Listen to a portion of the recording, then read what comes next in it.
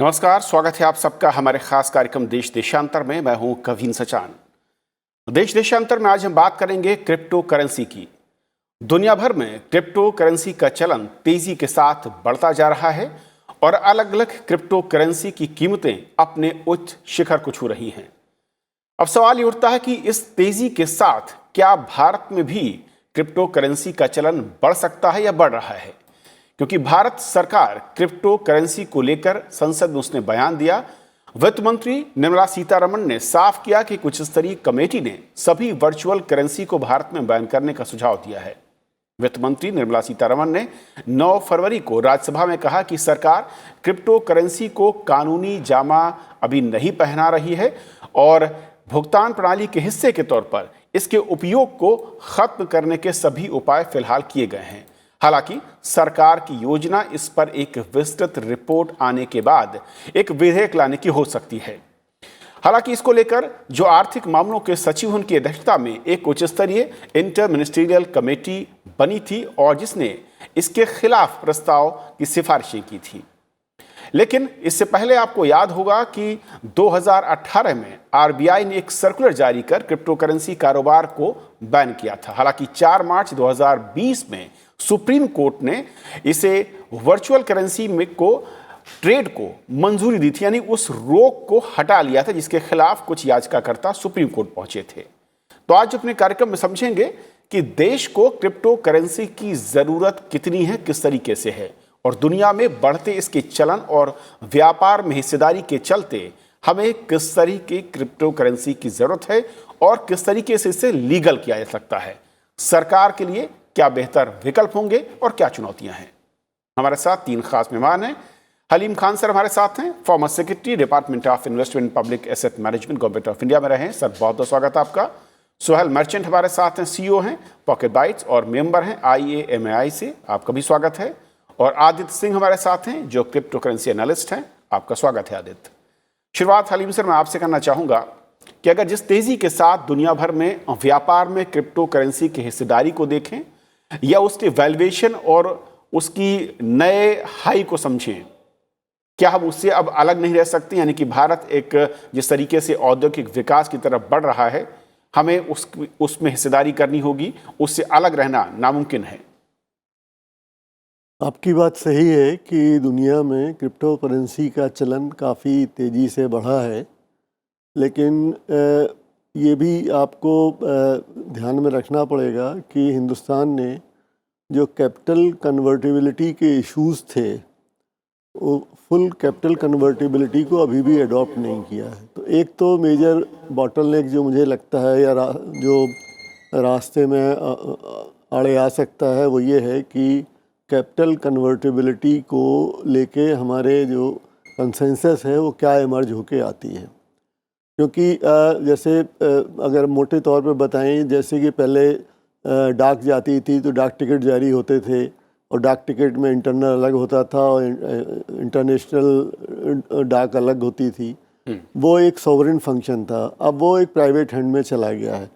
Now ये currency एक दूसरे तरह का जो है सॉवरेन फंक्शन है, और अगर आप क्रिप्टो करेंसी को सरकारी तौर पे जारी करते हैं तो एक एस्पेक्ट बनता है, और प्राइवेट सेक्टर में जैसे कि फ्री में जीमेल चल रहा है उस तरह की कोई व्यवस्था बनाते हैं तो उसके दूसरे रिपरकशंस हैं। तो दोनों के रिपरकशंस अलग अलग हैं, और भारत सरकार का जो एक नई अप्रोच है कि वो एक विधेयक ला सकते हैं, उसको उस परिप्रेक्ष्य में देखना पड़ेगा। भारत सरकार की जो बात आ रही है कि वो अपनी डिजिटल करेंसी जारी करेगी, तो वो all together will be I think a different ball game. Okay Sohail साहब, जैसा कि कहा खान साहब ने कि बहुत महत्वपूर्ण है कि जब पिछली बार जो रोक हटाने की बात हुई थी, क्योंकि डिजिटल ट्रांजैक्शन में जो सपोर्ट सिस्टम है वो सबसे महत्वपूर्ण है और बैंकिंग सिस्टम अगर सपोर्ट नहीं कर रहा था तो ऐसे में उसके भविष्य पर, उसके वर्तमान के व्यापार पर असर पड़ रहा था, जिसको सुप्रीम कोर्ट ने कहा कि आपको देना होगा,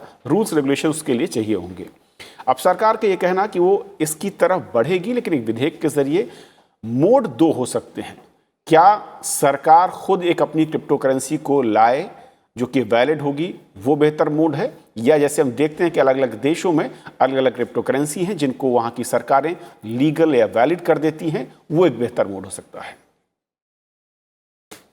जी काफी तरीके से मैं खान साहब की थॉट्स से एग्री करता हूँ कि जो बहुत सारे जो इश्यूज हैं कि क्रिप्टो करेंसीज को पहले तो ये क्लियर करना चाहिए कि क्रिप्टो करेंसीज हम जो बोलते हैं, तो जब जब भी बिटकॉइन सबसे पहले जो क्रिप्टो करेंसी आई थी उसको एक टैग दिया गया था क्रिप्टो करेंसी।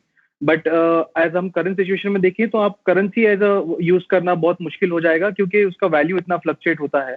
तो अगर आप एक कोई चीज आज बाय कर रहे हैं, उसको एक बिटकॉइन से सपोज आप एक टेस्ला कार बाय कर सकते हैं, तो आज आप कर रहे हैं, कल हो सके तो हो सकता है कि बिटकॉइन का वैल्यू बहुत बढ़ जाए, तो आपका लॉस होगा उसे यूज करना एज अ करेंसी।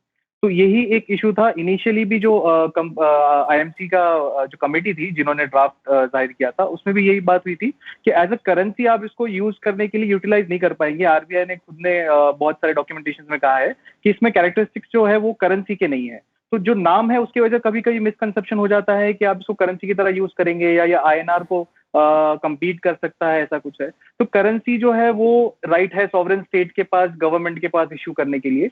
जो क्रिप्टो करेंसी करेंटली इंडिया में यूज हो रही है या ग्लोबली भी यूज हो रही है, पेमेंट्स के लिए बहुत कम यूज हो रही है। मोस्ट ऑफ तो इसको इशू यूज ऐसे किया जा सकता है कि ब्लॉकचेन पे जो टेक्नोलॉजीज बनती हैं उसके अंदर आप उसका वैल्यू ट्रांसफर कैसे करें, as a store of value हो गया, एज अ एसेट क्लास जो हो आप बोलते हैं, और या तो आप उसको किसी हेज, जैसा हम इंडियन हाउस होल्ड में आजकल बहुत होता है कि हम गोल्ड स्टोर करते हैं ताकि हम एज एन इन्वेस्टमेंट उसको रख सके। तो जरूरी नहीं है कि क्रिप्टो करेंसीज को पर से करेंसीज ही करार दिया जाए। जैसे कि मिस्टर सुभाष चंद्र गर्ग है जिन्होंने जो कमेटी रिपोर्ट जो हेड की थी, उन्होंने भी उसी अभी रिसेंटली एक इंटरव्यू में कहा है कि हमारा गवर्नमेंट का एम जो है, उसको एम सिर्फ ये है कि ये करेंसी एज अ कम्पीट ना करे आईएनआर के लिए, एज अ एसेट या as a freedom to trade या फ्रीडम टू राइट जब होता है यूजर्स का, तो दैट शुड बी फाइन कि एक सिटीजन को एक एसेट बाय करना है, स्पेक्यूलेट करना है या स्टोर करना है एज इन्वेस्टमेंट, तो उस पर आइडियली इशू नहीं होना चाहिए। So that is I think the right narrative. Aditya, जब हम क्रिप्टो करेंसी की बात करते हैं और दुनिया भर में जिस तरीके से सोहेल साहब ने कहा कि इसका फ्लक्चुएशन है, एज अ करेंसी उसका अगर हम वैलिडेशन की बात करते हैं, कोई एक सरकार करती है, तो वो कितना बड़ा खतरा हो सकता है।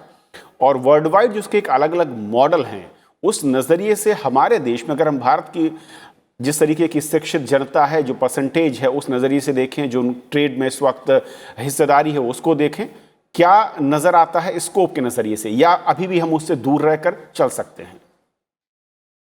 आई थिंक बहुत अच्छा क्वेश्चन पूछा है आपने। अभी जिस तरह से करंटली पूरी दुनिया में जिस तरह से क्रिप्टो करेंसीज को अडॉप्ट करा जा रहा है, ऐसे टाइम पे अगर भारत इस चीज़ से दूर रहेगा तो वो सही नहीं रहेगा, क्योंकि जैसे भारत को टेक्नोलॉजी में अगर आगे रहना है, आत्मनिर्भर भारत बनना है, तो वहाँ पर ज़रूरी है कि इनोवेशन को हम सबसे पहले अडॉप्ट करें, उसके ऊपर काम करें। All over the world crypto currency को अलग नज़रिए से देखा जा रहा है। जैसे सोहेल जी ने बोला कि उसको करेंसी की अगर क्वालिटीज़ देखा जाए तो अभी क्रिप्टो करेंसीज में उस तरह से है नहीं। अगर करेंसी यूज करनी है तो जो इंडियन रुपीज है, जो हमारी आरबीआई इशू करती है, दैट इज फाइन। लेकिन अगर हम क्रिप्टो करेंसी को एज ए एसेट देखें तो उसके बहुत सारी चीजें हो सकती हैं। उस टेक्नोलॉजी को लेके जो एडवांसमेंट हो सकता है, नए जो प्रोजेक्ट्स बन सकते हैं, उसके बहुत ज्यादा यहाँ पर स्कोप है।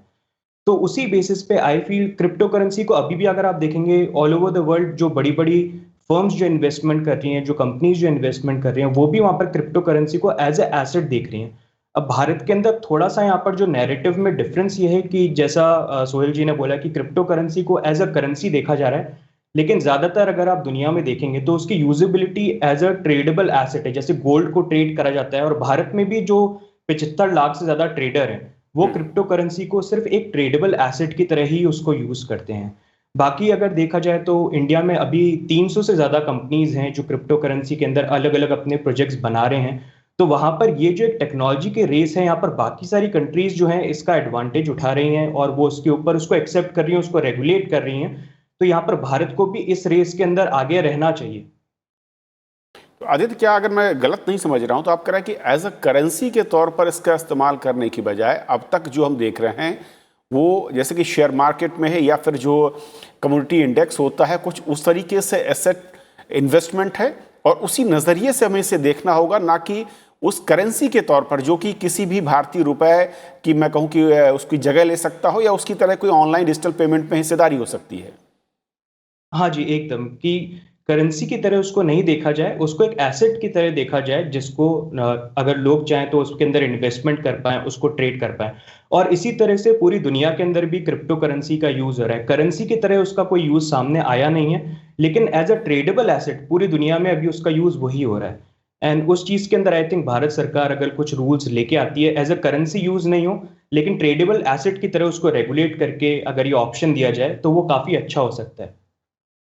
और सुहेल जी, क्योंकि कुछ देशों में कुछ कंपनियों की ओर से इस तरीके के ऑफर्स हैं कि वो खरीदारी के लिए, यानी कि अपने प्रोडक्ट को बेचने के लिए इस वहाँ की जो क्रिप्टो करेंसी जो है उनको एक्सेप्ट करती हैं।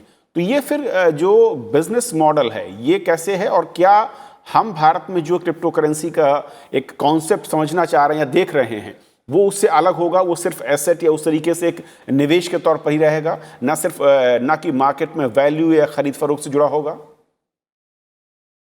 जी, कैसा है ग्लोबली जब हम बात करते हैं कि क्रिप्टो करेंसीज यूज की जाए पेमेंट के लिए, तो द रीजन इज कि वो एक फास्ट मोड ऑफ पेमेंट है। आप ग्लोबली किसी भी कंट्री में से ट्रांसफर कर सकते हैं और इंस्टेंटली सेटल होता है। अब ये बात होती है अगर हम यूएस और यूके की करें, तो वहाँ के जो ट्रेडिशनल बैंकिंग सिस्टम्स है वो बहुत स्लो है। जो एसीएच ट्रांसफर वगैरह है, एक एक दो दो दिन लगता है ट्रांसफर होने के लिए, कार्ड पेमेंट्स वगैरह बहुत इश्यूज होते हैं वहाँ पे। तो उनके लिए दिस इज मोर फीजिबल कि आपने इंस्टेंटली आपका बिटकॉइन वॉलेट निकाला, आपने पे कर दिया और आपका काम जल्दी हो गया। बट इंडिया उस स्तर पे पहुंच चुका है कि आईएमपीएस और यूपीआई वगैरह हमारा इतना वर्ल्ड में सबसे ज्यादा फास्ट हमारा बैंकिंग सिस्टम में फिलहाल। तो एज अ पेमेंट मैकेनिज्म अगर आप मुझे करंटली इंडिया में, मेरे पास अगर सपोज एक बिटकॉइन है जिसका वैल्यू आज 35 लाख रुपया है, आप मुझे बताएंगे कि आप किसी चीज का पेमेंट बिटकॉइन में कर सकते हैं और किसी चीज का पेमेंट आईएनआर में भी कर सकते हैं। तो रादर मैं बिटकॉइन को अगर देखता हूँ कि लॉन्ग टर्म में उसका प्राइस बढ़ेगा, तो मुझे पर्सनली ये डिस्करेजमेंट होगा कि मैं बिटकॉइन को स्टोर करके रखूं और मेरे पास जो आईएनआर है उससे मैं पेमेंट करूं। क्योंकि हो सकता है कि आज जो चीज मैं 35 लाख में ले रहा हूँ वो कल जाके बिटकॉइन का वैल्यू 50 लाख 60 लाख भी हो सकता है, तो मेरा आइडियली लॉस होगा उसे स्पेंड करने में। तो ये एक डिस्करेजमेंट हो सकता है अगर इसको हम एसेट की तरह देखें तो। करेंसी का यूजेज ऐसा है कि क्रॉस बॉर्डर जो पेमेंट्स है उसके लिए आप आइडियली बेनिफिशियल है, क्योंकि क्रॉस बॉर्डर इंडिया भी अभी उस स्तर पे नहीं पहुंचा है कि इंस्टेंटली सेटलमेंट्स हो सके। स्विफ्ट नेटवर्क वगैरह जो है 3-4 दिन उसको पेमेंट के लिए लगते हैं। तो अगर आप इस जैसा खान साहब ने पॉइंट आउट किया था कि कैपिटल फ्लाइट का भी इशू हो सकता है, तो अगर हम इसे सही तरीके से रेगुलेट करते हैं, सही लॉज लाते हैं इंटरनेशनल रेमिटेंस और ट्रांसफर्स पे, इनकमिंग और आउटगोइंग बोथ साइड्स पे, तो हो सकता है कि क्रिप्टो करेंसीज हमें इंटरनेशनल रेमिटेंस में बहुत फायदा दे। और इसको अगर हम सही तरीके से लाइसेंसिंग वगैरह लाते हैं, इस पे रूल्स लाते हैं, तो ये इकोनॉमी ग्रो भी कर सकती है। अभी इशू ये होगा कि जैसा गवर्नमेंट ने अगर जो प्रीवियस हम कमिटी की रिपोर्ट देखें उसकी द्वारा जाते हैं, तो इसे अगर हम कंप्लीटली बैन करते हैं तो बैन में ये हो जाएगा कि लेजिटिमेट जो बिजनेसेस हैं, जहाँ पे 300 के करीब कंपनीज हैं इंडिया में जो क्रिप्टो करेंसीज का व्यापार वगैरह कर रही हैं, और यूजर्स भी 70 लाख यूजर्स जैसा आदित्य जी ने बताया, तो उनका तो लॉस होगा ही होगा। प्लस ये होगा कि जो लोग लॉ पहले से तोड़ते हैं, जो कैपिटल फ्लाइट करते हैं, जो मनी लॉन्ड्रिंग करते हैं, वो तो डार्क मार्केट में यूज करने ही वाले हैं। मतलब एज इन वो अगर इवन इफ एक लॉ इलीगल कर देता है, तो जो लोग पहले से इलीगल काम करते हैं उनको फर्क नहीं पड़ने वाला है। ये सबसे बड़ा इशू किन के लिए होगा कि जो जेन्युइन लोग हैं, जो जेन्युइन सब लॉ फॉलो करते हैं, टैक्सेस पे करते हैं। इंडिया में जितने क्रिप्टो करेंसी ट्रेडर्स है, हाईएस्ट टैक्स पेयर्स है क्रिप्टो करेंसी प्रॉफिट्स पे। हर कंपनी जीएसटी वगैरह पे करती हैं। तो बैन करने से ये हो जाएगा कि मोस्ट ऑफ द मार्केट जो इलीगल, जो आपको रोकना है जो चीजें, वो इलीगल मार्केट में रह जाएंगी और मूव ऑन कर जाएंगी। और जो लेजिटिमेट बिजनेस है, जहां से गवर्नमेंट को टैक्सेस मिल सकते हैं, कंपनीज बढ़ सकती है, इंडिया एक बड़ी इकोनॉमी बन सकती है, वो सब रिस्ट्रिक्ट हो जाएंगी। तो ये करेंसी का एज इंडिया में फिलहाल यूज इंटरनल डोमेस्टिक मुझे नहीं लगता है, मेरा पर्सनल ओपिनियन है कि क्योंकि वॉलेटिलिटी है, अगर ज्यादा भी है आपका लॉस भी हो सकता है, प्रॉफिट भी हो सकता है। But as an asset India में परफेक्ट है अगर हम इसको रेगुलेट करते हैं फॉर क्रॉस बॉर्डर पेमेंट। अगर हम प्रॉपर रेगुलेशन सेट करते हैं सेमा के थ्रू, तो that would be perfect. Haleem sir, दो सवाल। एक तो ये कि अगर हम क्या इसे ट्रेड से अलग रखना होगा अगर हम नियमों की तरफ आगे बढ़ते हैं, या सिर्फ निवेश के नज़रिए से देखना हो, और अगर इसे ट्रेड से अलग रखते हैं या ट्रेड के साथ जोड़ते भी हैं, तो जब तक इंटरनेशनल एक्सेप्टेंस नहीं होगी तो फिर उस तरीके की करेंसी का क्या वाकई फ़ायदा होगा, या फिर वर्ल्ड वाइड जो करेंसी में ज़्यादा डील हो रही है उसी को हम लीगल करने की तरफ आगे बढ़े सोचे तो ज़्यादा अच्छा होगा? इस इशू को मेरे हिसाब से 3-4 तरीके से देखना चाहिए। एक तो टेक्नोलॉजिकल इशू है, whether we have the technical feasibility, जो basically engineering aspect of it है वो, या वो एक पहलू है। तो टेक्नोलॉजी जब भी कोई नई आती है तो उसको आप अगर इग्नोर करेंगे तो लॉन्ग रन में आपका नुकसान हो सकता है। तो कहीं ना कहीं जो गवर्नमेंट का व्यू है कि हम अपना डिजिटल करेंसी लाएंगे, तो उसको इस नज़र से देखना चाहिए कि गवर्नमेंट कहीं ना कहीं कीन है कि जो टेक्नोलॉजी एस्पेक्ट है उसमें हम पीछे ना रह जाएं. That is one part. The other part is trade and commerce. Now trade and commerce का जो जैसे पेमेंट सिस्टम के फॉर्म में आप कह सकते हैं, तो उसमें बेसिकली आप एक मोटा सा एग्जांपल ले लें, जैसे कि आप क्रेडिट कार्ड इस्तेमाल करते हैं, आप कुछ बोनस पॉइंट्स मिलते हैं, उस बोनस पॉइंट से आप बहुत सारी चीज़ें खरीद सकते हैं. तो एक वो aspect of trade and commerce है. और अगर उस नज़रिए से हम बिटकॉइन को देखेंगे तो शायद उतना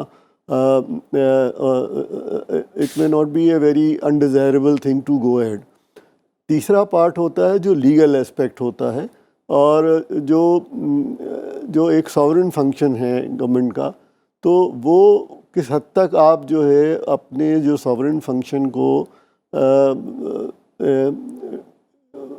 पास ऑन करना चाहते हैं, जैसे कि आपने डाक टिकटों के मामले में कर दिया, तो वो एक ऐसा इशू है जिसके बहुत सारे रिपरकशंस हैं. जैसे आपने देखा होगा इधर बहुत सारे मामलों में जो मैसेजिंग हो रही थी उसको लेकर गवर्नमेंट ने कुछ रेगुलेशंस और डिसीजंस लिए हैं ताकि जो फ्री मैसेजिंग है उसका मिसयूज़ ना हो सके.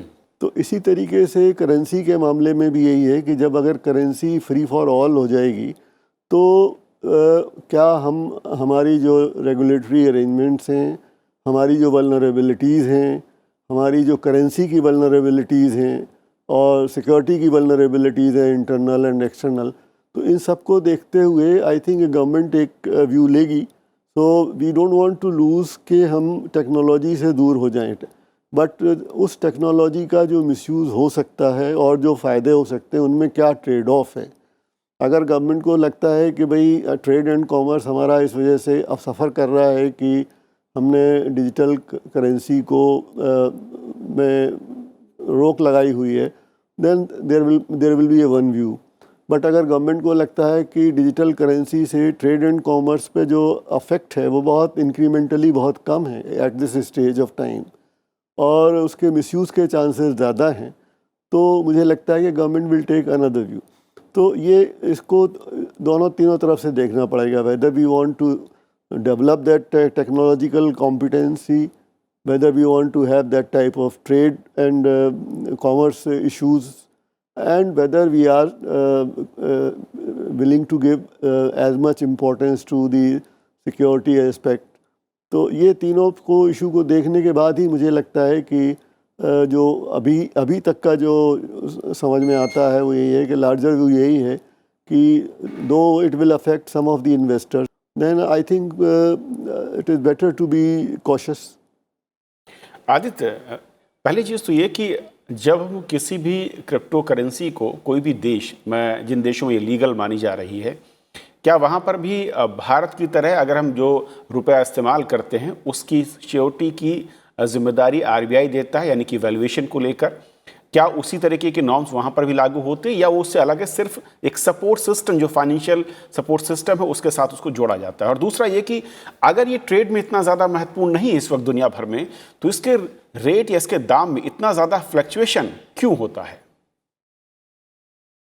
बहुत अच्छा क्वेश्चन है सर. अगर देखा जाए दुनिया के अंदर मतलब यूएस के अंदर और बाकी कंट्रीज़ में, तो उसके लिए अभी भी, क्योंकि क्रिप्टो करेंसी एक बहुत नया एसेट है और इसको रेगुलेट करने के लिए कोई ऐसे रूल्स बनाना इतना आसान नहीं है कि उसको कैसे रेगुलेट करा जाए. तो हर कंट्री जो है अपनी तरफ से कोशिश कर रही है. जैसे अगर हम यूएसए का एग्जांपल लेते हैं तो वहाँ पर एसईसी डिपार्टमेंट है जो काफ़ी क्रिप्टो करेंसीज के अंदर देख रहा है, और ऐसे लाइसेंसेस के लिए और भी डिपार्टमेंट हैं जो धीरे धीरे बनाए जा रहे हैं, जो वो क्रिप्टो करेंसी को लेके धीरे धीरे अपने जो रेगुलेशंस हैं उसको बिल्ड कर रहे हैं. लेकिन जैसा मैंने आपको बताया कि एसेट क्लास बिल्कुल ही एक नया है, तो इसको लेके रेगुलेशन करने के लिए इनिशियली जो प्रॉब्लम है वो अभी काफ़ी हर कंट्री के अंदर किसी ना किसी लेवल पे आ रही है. लेकिन उसके लिए वो भी कोशिश करें कि किसी तरह से जो बेस्ट पॉसिबल वे है उसको रेगुलेट करा जाए. काफ़ी कंट्रीज़ के अंदर जो एक्सचेंजेस हैं और जो कंपनीज है जो क्रिप्टो करेंसी के अंदर डील कर रहे हैं, उनको ये एक तरह से बोला गया है कि आप खुद ही एक तरह से रेगुलेशन फॉर्म करो कि कैसे हम इस पूरे स्पेस को रेगुलेट कर सकते हैं. जैसे जापान एक बहुत बड़ा एग्जांपल है. रेट फ्लक्चुएशन का बड़ा रीजन एक ये है क्योंकि अभी एक नया एसेट है और मार्केट भी बहुत ज़्यादा छोटा है, और जब एक नया एसेट होता है उसके अंदर कोई रेगुलेशंस नहीं होते हैं तो यहाँ पर फ्लक्चुएशन के भी चांसेस बहुत ज़्यादा होते हैं, जो अभी करंटली बिटकॉइन के अंदर देखने को मिल रहे हैं. अगर हम स्टॉक मार्केट में देखते हैं तो उसके अंदर सर्किट ब्रेकर्स होते हैं, रेगुलेशंस होते हैं, जिसके कारण कभी भी कोई बहुत बड़ा प्राइस मूवमेंट आता है तो मार्केट में उसको रोका जाता है। लेकिन अभी क्रिप्टो करेंसी मार्केट में ऐसा कुछ भी नहीं है।